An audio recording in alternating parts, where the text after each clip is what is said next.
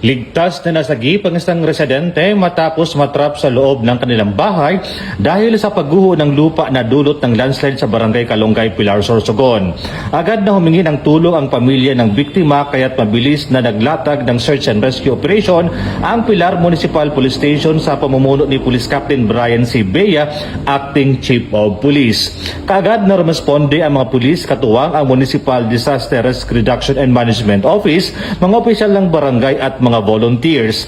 Sa pamamagitan ng maayos na koordinasyon at mabilis na aksyon ng mga rumesponde, matagumpay na nailigtas ang naipit na residente at agad itong binigyan ng paunang lunas upang matiyak ang kanyang kalagayan. Samantala, muling pinaalalahanan ng Pilar MPS ang publiko na manatiling alerto lalo na sa mga lugar na delikado sa landslide. Hinikayat din ang mga residente na agad makipag-ugnayan sa mga otoridad sa oras ng sakuna upang mas mabilis na makapagbigay ng tulong ang kinauukulan.